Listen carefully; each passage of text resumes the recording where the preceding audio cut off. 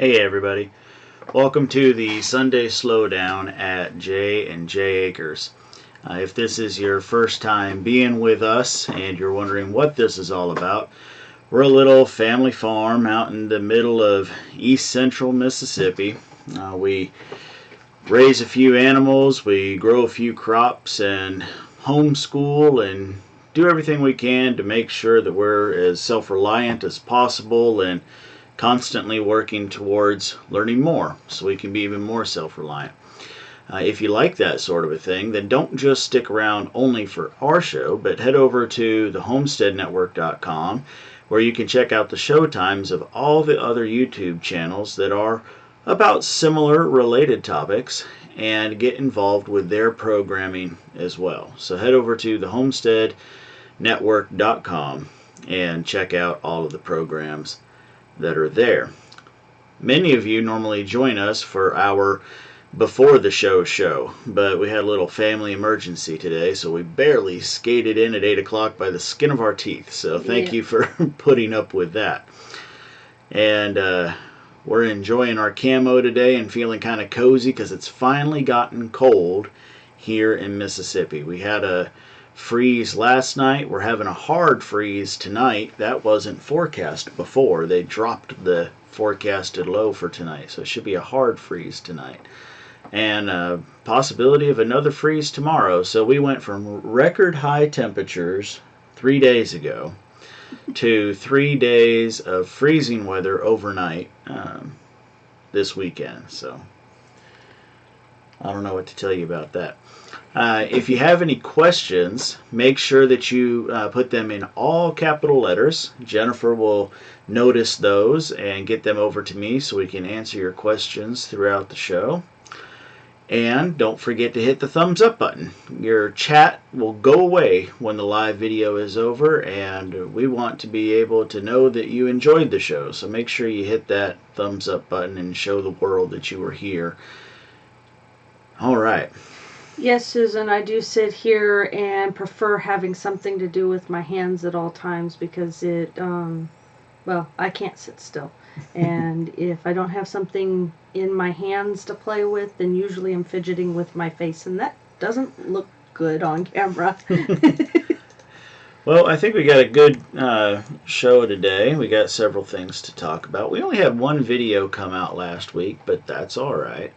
We'll talk a little bit about that, and we'll talk about some good news about the chainsaw. We're also going to talk a little bit about our life off the homestead today. I want to share with you some things that the family did during the middle of the week, I'm really a spectator when it comes to that subject matter we'll get to. So I kind of want to brag on my family a little bit, and then we'll talk about what's coming up in the week to come, what kind of things we see going on with us finally hitting cold weather here. So, all right. Whew, what a day. I enjoyed today. Got a lot of work done out in the woods with Brandon. And I got to spend a lot of time this weekend with Jennifer. I admit I hid in the bedroom in my nice cozy warm blanket most of the day today and watched movies. We got to go to a family friend's birthday party yesterday. That was kind of nice. That was very nice. Kids had a lot of fun going to that. Mm-hmm. So, I know I'm forgetting something. I'm kind of stalling because there was something else I wanted to mention to you guys, and I'll probably just have to come back to it later. So, all right, well, let's move forward with the show. Last week, the only video that you saw was me mentioning that we were clearing out the woods, and that we weren't just doing it haphazardly, but that there was a rhyme and a reason and a method that we were following to go along with that. And so it was a impromptu video. The way that story actually went was Jennifer came outside to film me trying to use the chainsaw because we had been to the shop those couple times before and got frustrated with it, and the shop people were telling us, hey, we believe you, but we can't reproduce the problem you're telling us. So I said, let's go out in the woods and you run the video camera while I'm trying to use it, and that way when it doesn't work, I'll have something I can show the folks at the shop, and they can know I'm not entirely crazy. Because we all know he's crazy anyway. Well, yeah, but we're trying to convince the shop I've got a little bit of sense at least. Well, we went out there, and of course, I took the opportunity and said, well, hey, if since we're out here, let's shoot a little video. And Brandon was back behind me, and he was using the brush cutter to, to clear out the little saplings. So he was going through and clearing out anything that was smaller than a wrist, smaller than the size of his wrist. And then I was going through, and Brandon, anything, we have so many trees on the property, the woods are so thick, that I don't have a problem with him haphazardly almost going through and just cutting down anything smaller than the size of his wrist. I have taken the time to show him a couple of unique things on the property. Like we have a tree called a wax myrtle.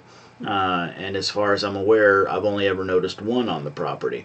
So, I've told him, pay attention to what you are cutting. When you see something that you haven't seen before, that should send up red flags. Come get Daddy, and I can tell you whether or not to be off with its head or that it needs to stay. So, but anyway, generally speaking, he's cutting down anything smaller than the size of his wrist. And then I'm going through and looking at the tree and making determinations on whether or not I think it is a trash tree. For example, we have a lot of sweet gums, which have a use, but with every other tree that I have on the property, it's pretty much a trash tree. So I'm cutting down sweet gums. Pine. Well, I will be cutting down pine, but in this area that we're working at right now, there aren't really any. Right, it's our hardwood area. Yeah.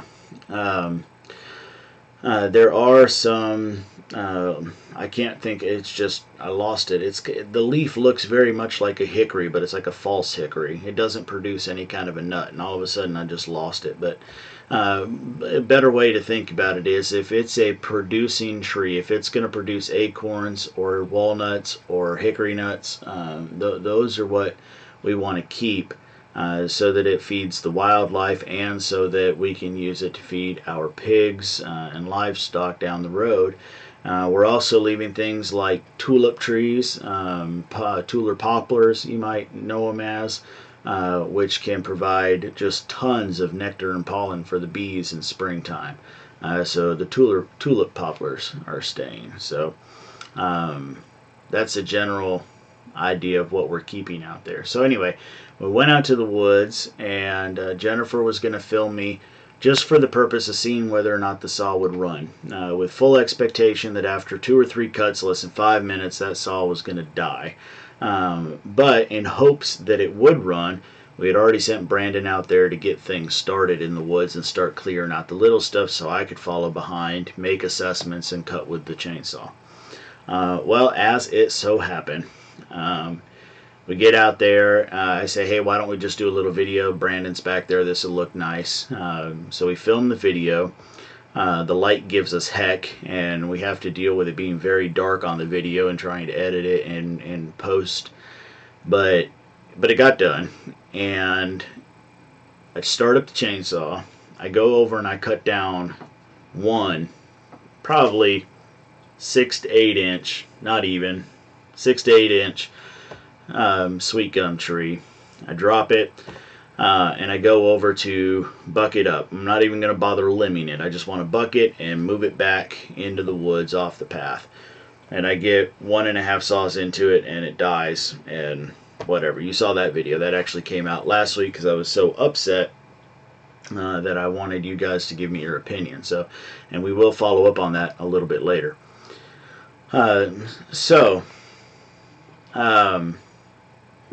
When does the chainsaw quit? Whenever it feels like it. It really, that was the frustrating thing, John, is that it was quitting. Whether I was making a straight cut down, whether I was going horizontal cut, like I was about to fell the tree, whether I was doing horizontal, again, trying to cut the tree. And there was one when you weren't even cutting anything. Yeah, well, there was one where it was sitting like this, but it was idling, and it cut. it cut off. So I mean, it seemed to be, because if you and I are thinking about the same thing right this minute, there was a time where I was thinking, well, maybe at a certain angle it's not sucking up fuel properly through the fuel filter. But that didn't seem to matter, or at a certain angle the fuel, something about the fuel or something about the air was going wrong. But anyway, so that wasn't that didn't seem to be a likely symptom of the problem, the direction it was facing, because it seemed to be any direction was. What kind of fuel are you using? Well, John, before you keep diagnosing, I'm going to get to the punchline for you here real quick. We'll talk about it more. It's working. But what kind of fuel am I using? I've used several different kinds of fuel, really, because to start with, I say several. I've used a couple different kinds of fuel. I have another steel trimmer that is a professional model that they rate as being able to be used as a brush cutter. So that's our brush cutter. It's an FS90 model if you want to look it up. It's the 2-stroke 51, just like the chainsaw. And I get the expensive but not ethanol free gas from the station just down the road, and mix it with the 50-to-1. I have a 1-gallon container. I have a 1-gallon sized 50-to-1 oil can from Steel, and I mix them together. Steel no longer says that you have to have ethanol-free fuel. Their engines, at least in this brush cutter and in this chainsaw, both manuals say you can use fuel with ethanol. They no longer say it cannot have ethanol. So that was the fuel I was running. After it didn't work the first time and I took it to the shop, they opted to pour out all the gas I had already put into it, and they poured in their own pre-mix expensive gas that you can buy at the store. I'm sure you've seen it before. It's the can of pre-mixed gas. It already has the correct 50 or 40-to-1, whichever engine you've got in it, with the super high octane, no ethanol. You pay like $8-9 a can for this little tiny thing of gas. Well, they poured that in there and tried to give me the impression that was part of the reason that it was running, but couldn't give me any reason on why I couldn't use the gas that the manual said I could use. So anyway, I ended up running through that gas and ended up going back to the same mixture I was using before that has always worked for my brush cutter, and that is working again. So the end result to the answer to your question is I'm using, I don't know what the highest octane is. I forget the numbers. Go to the gas station, the highest octane that they sell with the 10% ethanol, and that's what I'm running with a 50-to-1 mixture. So what did it end up being the problem? Well, I guess we can talk about that first. That was going to be my item number 2, but well, we're already on the subject. Apparently so. So this is a picture of me earlier today. I was out there again working with Brandon, and when my chainsaw ran out of gas before it died, I said, "Brandon, come here. Handed him my phone. I said, take a picture. And so that's a picture of me with the gas tank upside down, dry as a bone, and that's the first time the chainsaw quit today. The question is, what did we do? Well, I can't look you in the eye and tell you this was the exact problem and this is the exact reason it worked, because I don't understand engines, let alone small engines, 2-stroke, 4-stroke, I don't know, maybe there's 24-stroke. I have no clue about engines. That's one reason I earn money, because it's something I don't know about. That is something I have to pay people for. I don't understand engines. But I told you guys last week that a viewer of the program in northern Florida contacted me and said, I want to help you with this. I've watched a lot of your 400 some odd videos. You've helped me, and now I want to help you. And so he was kind enough to sit down with me and go over everything. And there was a time where we thought we had it working, and come to find out, just like at the shop, once he was off the phone, it died. But he was kind enough to take another phone call from me, and we made some more adjustments. So the answer to the question is, we opened the low and the high on the carb as far as they will go. I mean, as far as we possibly can, they're open. And then we also, let me think about this. I know that when you turn to the left, lefty-loosey, he kept calling that opening those set screws in the carb, the low and the high. And then for the idle, there's a third screw there, and it's something to do with the idle. And I want to say he had me tighten that one. I can't remember. Now I'm lost. I just lost myself. Because he had me made that adjustment when it was like 2 minutes to dark, and I was desperate to cut one tree down before dark came, and I can't remember. But we changed the idle tensioner as well. And now it works. The bar does not turn when it's on idle. I'm sure that probably came across your mind when I said I changed the idle bar tensioner. It does not, the bar does not, or the chain does not run. And it never cut off. I mean, I couldn't be happier. Is it possible that the saw could run more efficiently if somebody who had a brain were fine-tuning this and not some idiot trying to follow instructions from somebody who can't even see or hear the instrument being used? Probably. But today, for the first time, I got to use that saw for an entire tank full of gas without it shutting off. And for now, that makes me happy. Mm-hmm. So, I don't know. Did that make anybody, did that give any, John says, yes, super rich mixture for idle speed and a lesser rich for high speed, high and low needles air gas mixture. So, but anyway, I don't understand that at all. I don't know what direction you turn which screw for how the saw behaves at what particular time. I don't understand what the screws are doing. I don't know anything. All I know is that someone says, can you see the way the screwdriver is in the screw? Yes, I can. Can you see it well enough to turn it 1/4 of a turn to the left? Yes, I can see that. Okay, turn it 1/4 of a turn to the left. Quarter turn to the left. Okay, let's try it again. That's as smart as I am, okay, when it comes to these machines. I'm smart enough to run the camera. There you go. And now he was giving me some good information, and I know it's good information because I couldn't understand it, about how to fine-tune this. He said there's a way to try to find the sweet spot in the carb while it's running, but that you got to be very careful doing it and all those kind of things. But again, for now, I was running, and I'm happy with that. So, all right. Did we talk about that enough? Yes. All right. I think so. I want to go back a couple pictures. I wanted to start today's picture show off with this. Last week we talked about this white oak tree, and somebody was asking about the color of the bark, and I sent this picture over to Tommy Alderman, and he said yes, white oak for sure. And again, you know, here I am. I'm a guy that's been through permaculture certification. I've taken the class to be certified as an extension, as a master gardener. I just never put in the volunteer time that's necessary to get the title with it.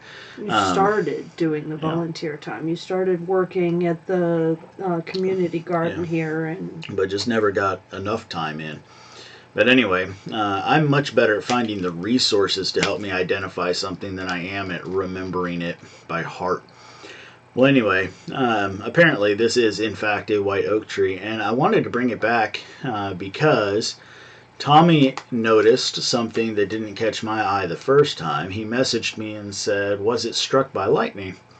And I've seen plenty of trees that were struck by lightning. I understood exactly what he was speaking to. Especially around our house. Yeah, but I had to go back up there, and sure enough, if you look at it, there does appear, and looking at it in person, it is more prevalent, there does appear to be markings going down the tree, not straight down. You know how lightning goes down a tree and it zigzags a little bit.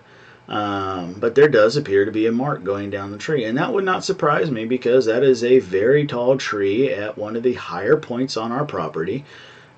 So it's a lightning rod sitting out there. But we have a lot of thunderstorms come through here, and I'd say every 3 or 4 thunderstorms that come through here, we have a lightning strike real close to the house. Yeah. We've even had one in the carport out front where we had to run out there and put out a fire in the hay because we thought it hit the rabbits. Yeah, absolutely. So the other nice thing about this white oak is that in going out there and working with Brandon last week and today, I have learned that there are numerous other white oaks. Somebody else was telling us, looking at the acorn picture I shared last week, they said it looked like a red oak. I have not taken the time to go out there and with identification information in hand and try to identify that there was a white oak, but there are, like the live oak has a very distinctive leaf design, and so does a post oak. And earlier today I found a post oak leaf, but I could not find the post oak tree. Well, this time of year it's kind of hard, and we had a really big windstorm.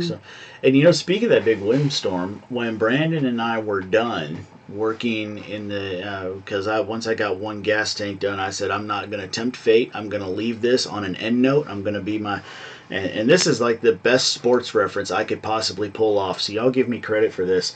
I'm going to pull a Wayne Gretzky and retire at the top of my game, and decided to only do one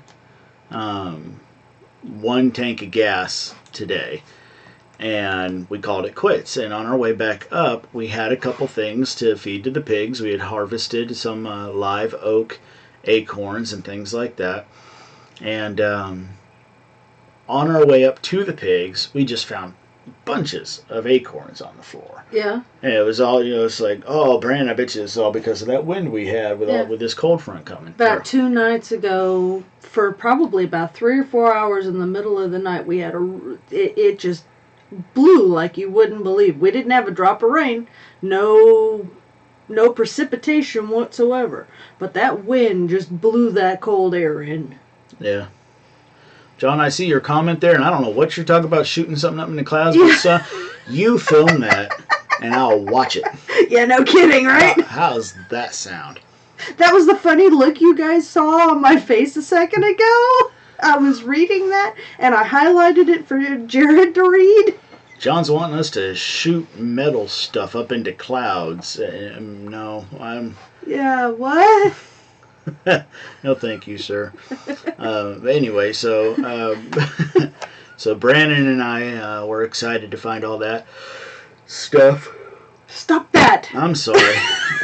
Find all that stuff for the pigs, but it was on the way back up here when I found that post oak leaf, and we started looking around, at the tops of the clouds. And Jennifer's right.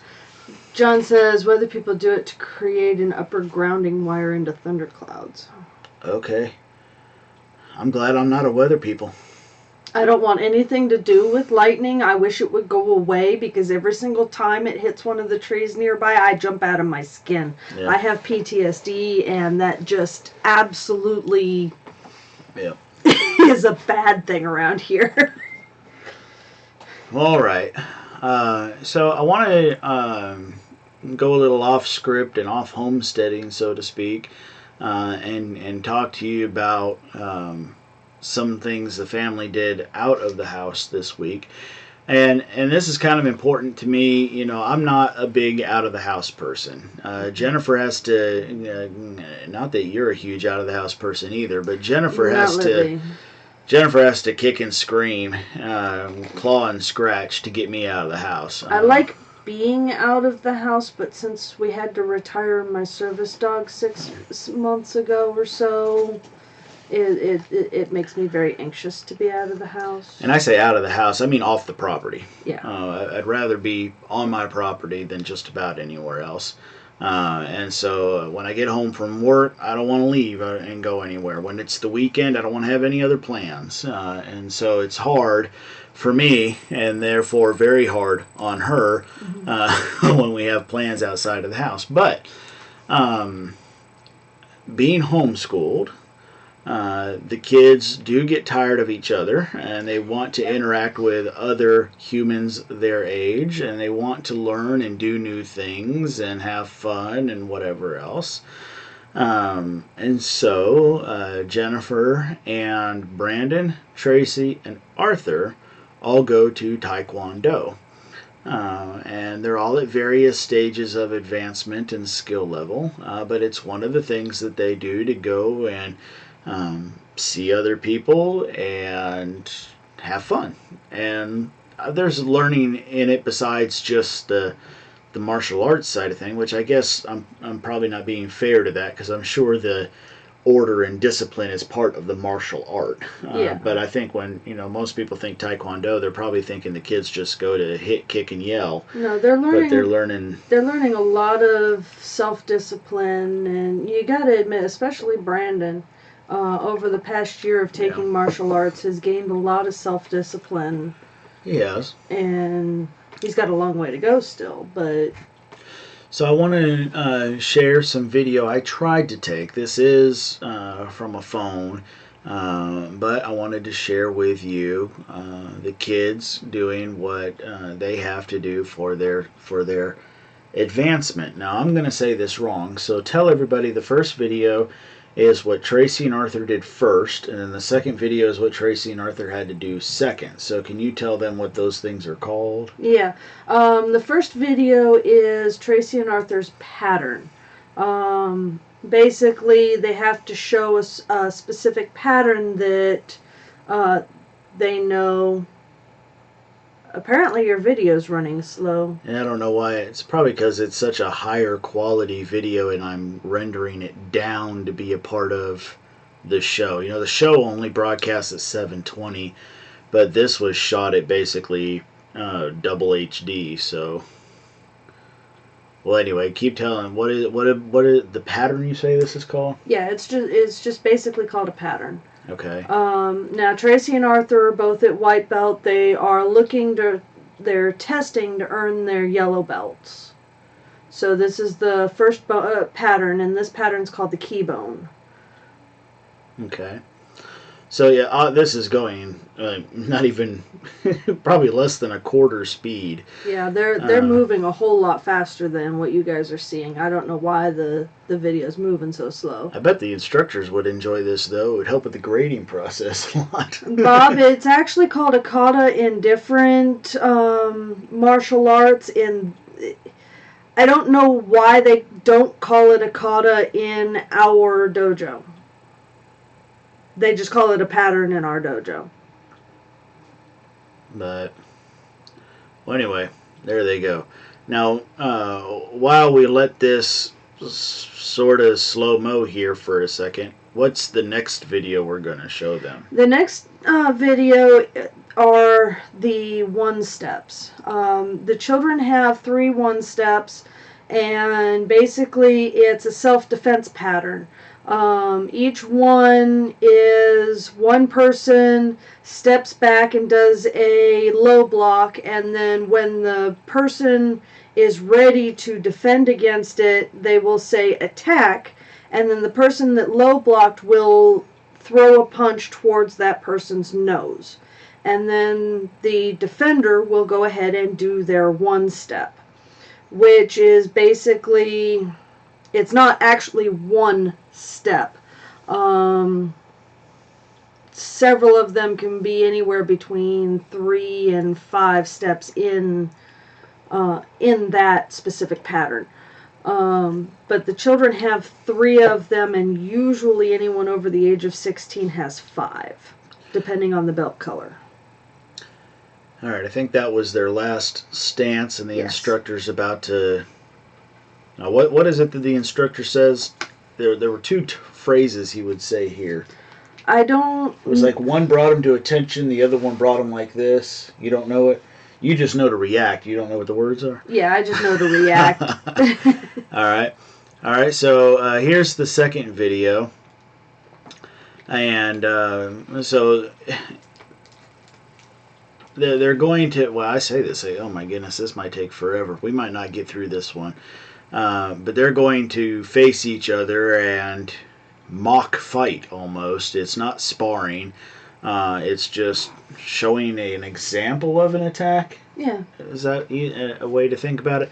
It's training your mind and your body of what to do if someone were to throw a punch at you. Okay. Essentially. All right. So this is going to take a minute because the instructor is still trying to get him to even stand the way he wants to, and they're not listening or understanding anyway. They're trying to listen. He told them to face each other, but he didn't quite explain that the judges needed to be able to see what was going on. So. The way the testing is set up is the white belts actually test first, but because they've never actually been through this testing before, you kind of have to walk them through the testing experience. Yeah. All right. Our kids are, I'm going to get this wrong, 13, 11, 9, 6, and 4. Almost 5. Almost 5. Almost 5. She'll be 5 in January. So the two you're looking at, the boy on the right, that's Arthur. He's 9. The girl on the left, that's Tracy, and she is 11. So I'm not going to go very far on this. I'm going to let them demonstrate one thing just so y'all can understand what Jennifer's been trying to explain to you. And I promise I won't do this to you in the future. If I have cell phone video to show that's not at the right quality, I won't try to make this software try to interpret it again in the future because... No, I think you should use Cortana to render it down first and put it in the right. How do you think Cortana's going to do that? Think you mean Camtasia? Yeah, Camtasia.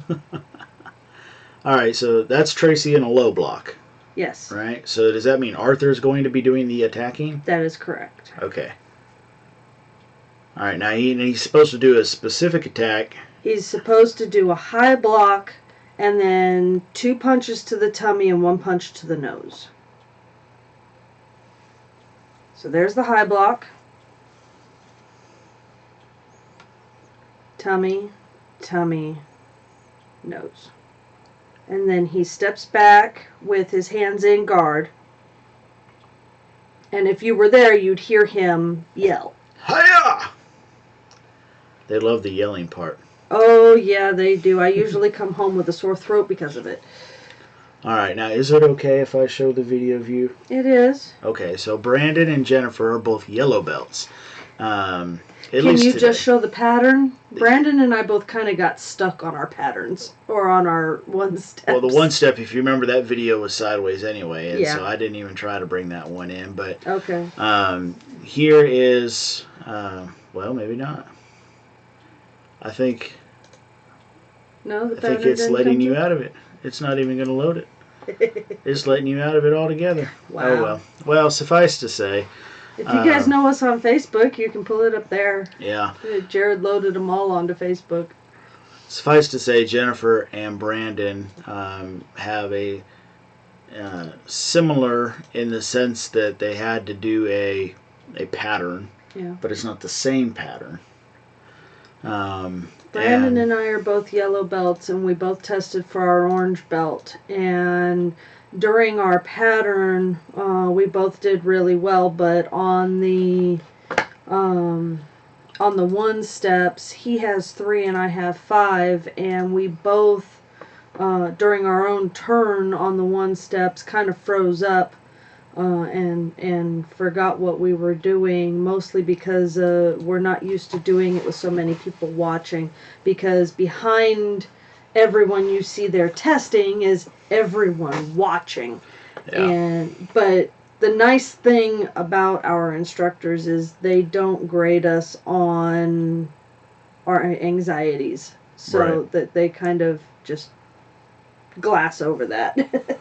So this is the whole class at the beginning. The instructor told them all to take a knee, and then he was addressing the crowd. all of us proud family members that were there to watch the proceeding. He was telling us what was going to happen, the order of events, and things like that. So that gentleman there on the right, Mr. Price. Yes. His dojo? Is that the fair enough way to say it? That is his dojo. Okay, yes. so this gentleman here is Mr. Hardy, a family friend, as a matter of fact.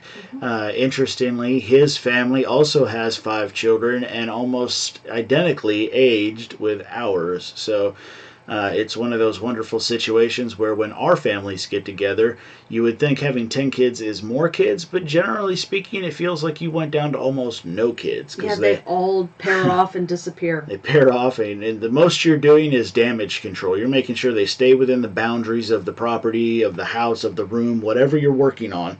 And that they're not destroying something. Yeah, that too. Like Jared's new bee pond. Yeah.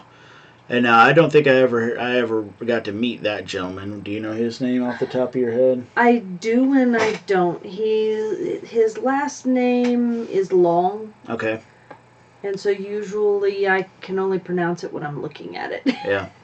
But anyway, just wanted to show you guys a good picture. You can see the whole class that was there. So it was a good group, and everywhere from white belts to, I think there was, what was a senior red belt, the highest one there, or yeah, a senior red belt. And we got blood on the mats too. Yeah, was that her own son? That was her own son that she kneed in the mouth, and then she turned around, and when she was breaking a board with her foot, she accidentally came up with her foot and kicked the board with her toe as she was trying to come up and over to bring her foot down. Did she actually hurt herself? She actually ripped her nail. I thought she had to have. It looked like, I made me, when she did that, I went, ah! Yeah. She didn't even realize she ripped her nail either, or that she was bleeding until class was completely dismissed, and Mr. Hardy said, you're bleeding.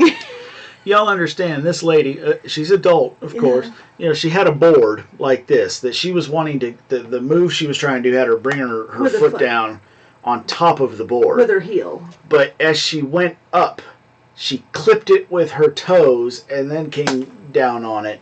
And of course, she didn't break the board because she had lost all of her momentum. She did break it later. But man, when she scraped her toe, I was like nails on a chalkboard. Every single one of us cringed. Oh.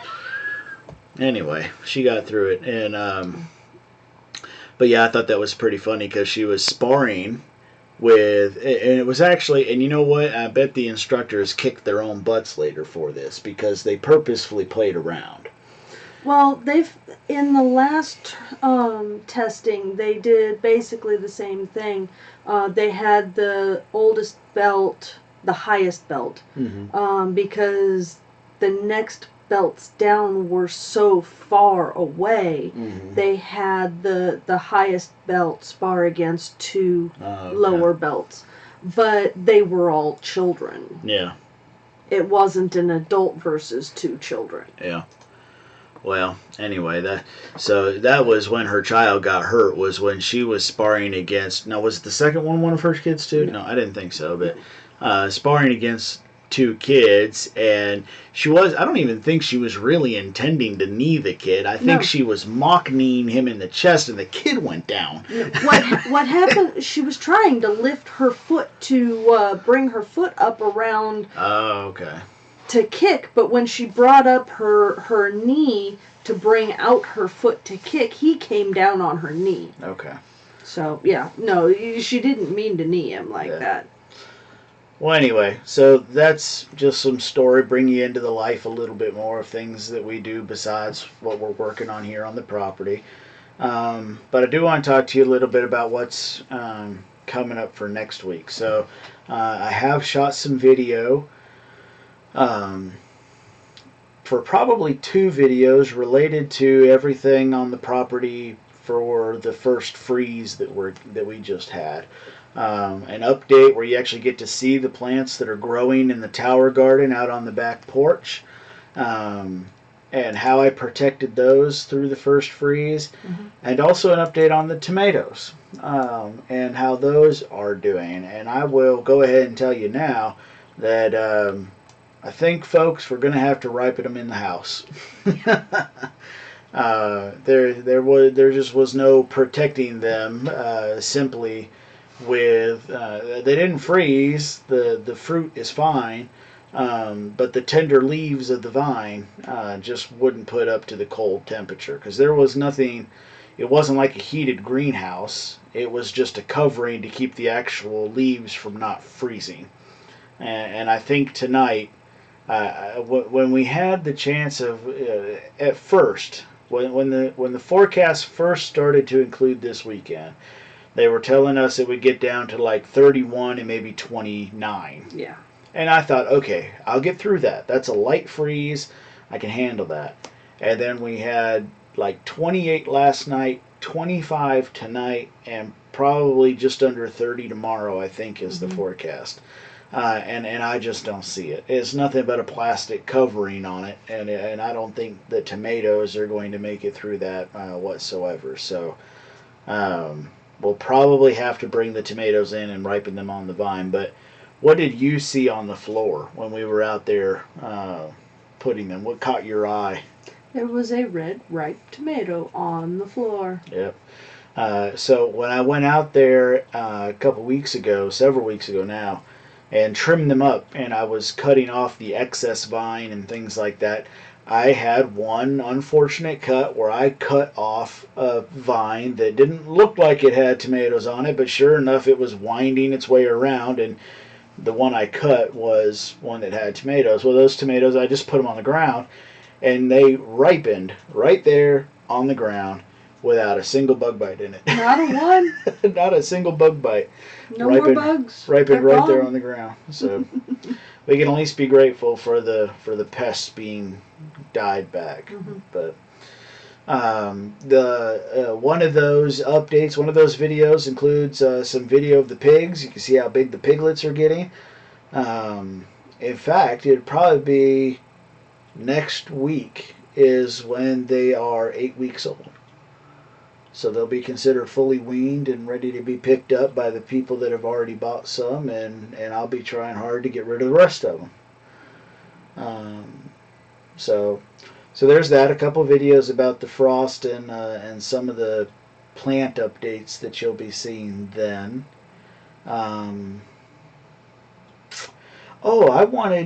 Would you tell everybody, obviously coming up this week, before we'll see you again, at least here in the United States, is Thanksgiving. And we have, Jennifer has always made the best turkey I have ever had. From the minute we got married. And she's always been really good at making a delicious, moist turkey that's cooked through, not burnt, nothing. It's perfect. This is the correct word to use in this situation. But here for the last 3 years now? It's been 3 years, yeah. Yeah.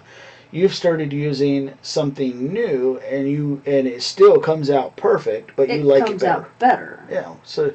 Well, originally it was as simple as following Butterball's recipe. Okay. It was as simple as making sure I bought a Butterball turkey, getting on their website and following their directions, low and slow, and just, to the letter, exactly how they tell you to do it. Okay.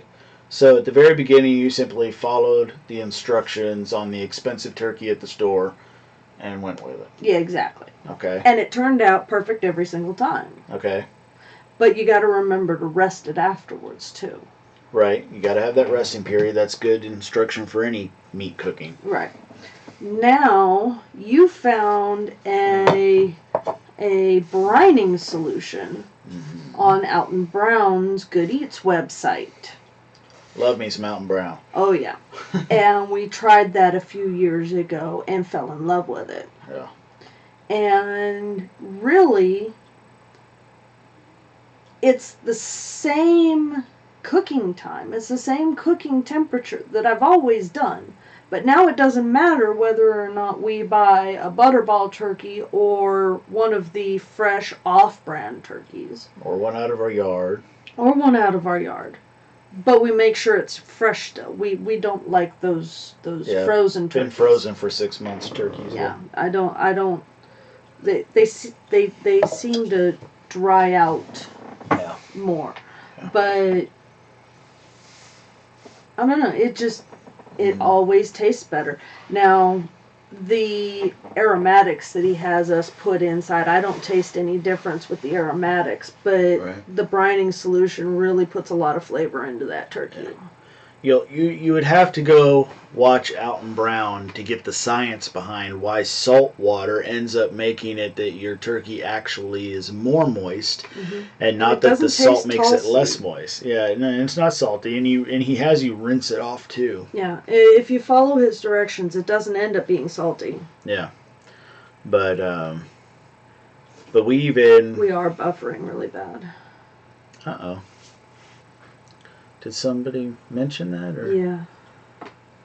I wonder if somebody got on TV without permission or something.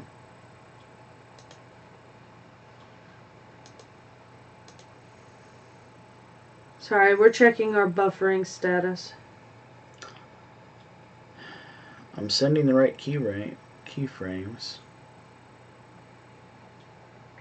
Never tried a smoked turkey before. I want to try a fried turkey, but I'm too scared to do it. I know that those are extremely dangerous. We don't currently have a smoker. That is definitely on Jared's wish list.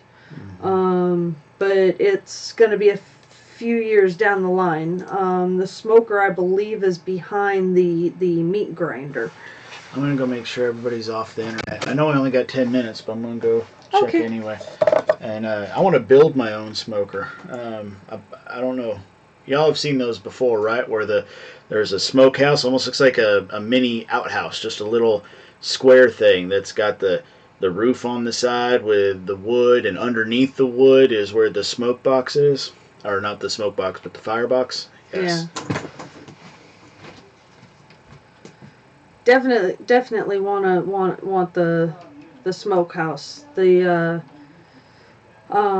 also want to try to build an ice box too, for the deer. So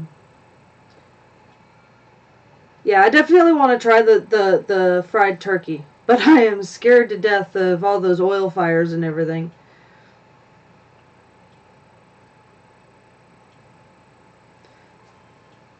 You guys got any questions for Jared? I know that we're still buffering a little bit right now.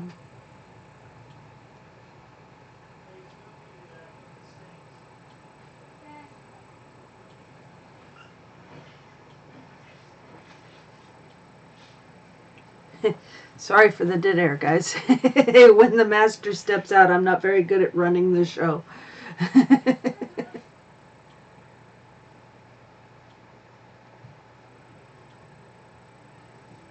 He will be back in just a second. I think he actually mentioned Danny's. I'm not sure if that's... Yeah, I know not to do it inside. That's for certain.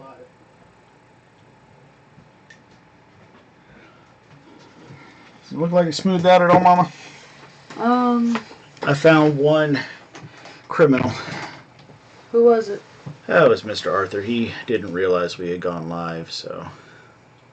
That would probably do it.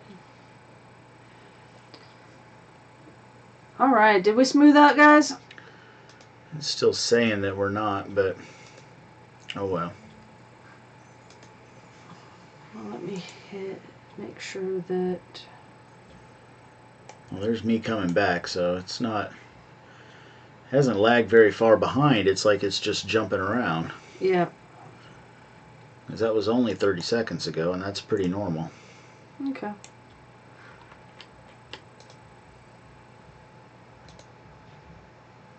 Not sure. Susan, my PTSD is actually originally from an earthquake that I went through back in 94. It's been... what's it called? Diagnosed? No? Compounded by other things since then, but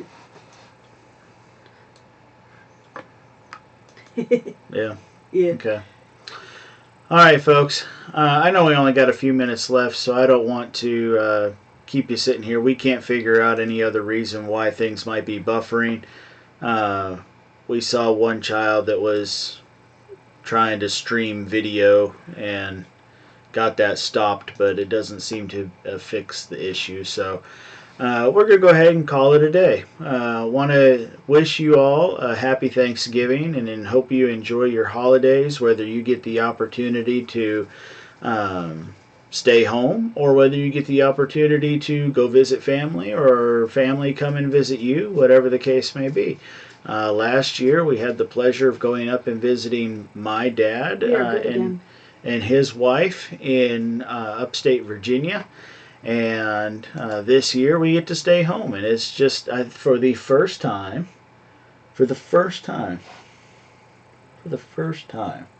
it's going to be Jennifer and me and the kids. Yeah, this is the first Thanksgiving ever that we didn't have someone coming over. We've either had family living with us, or we have gone and visited family, or they have come and had supper at our place. One way or another. But this year it's going to just be us. So that's going to be new for us. It's going to be very new. So there we are. James would like to know if you plan on building a cold smoker. Well, generally, I think that's what I was just describing is considered a cold smoker. Cold smoker just being, I forget, what is it, below like 160 or so?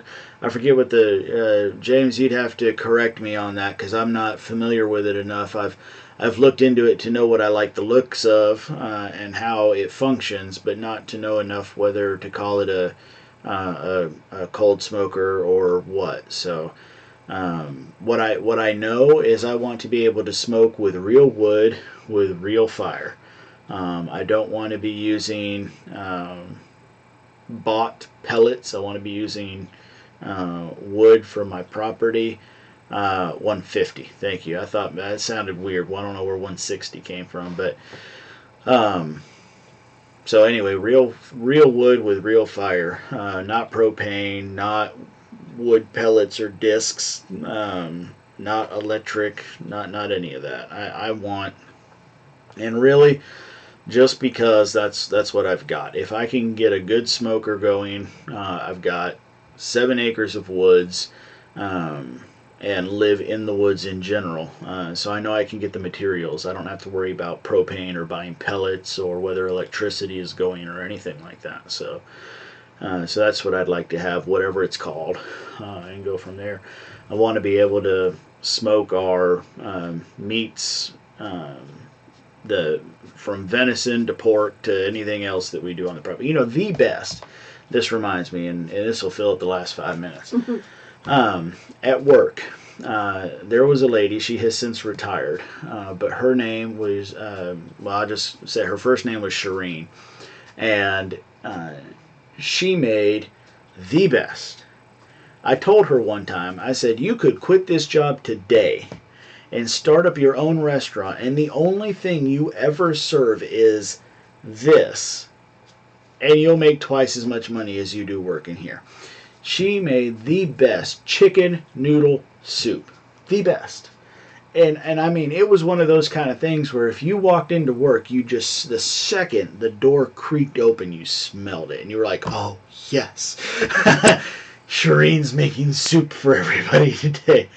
And I told her that, probably the third time I told her, that as much as I loved her being around, I couldn't keep a good person down, and she should quit and make that. And she told me that the secret behind that chicken noodle soup was that they smoked the chicken. And I don't expect that I could ever make chicken noodle soup as good as she does, and especially now that she's retired and I don't get to get that as a special treat once every other month or so. I would love to smoke some chicken and be able to taste that again. Smoked chicken noodle soup. Oh, to die for. To die for.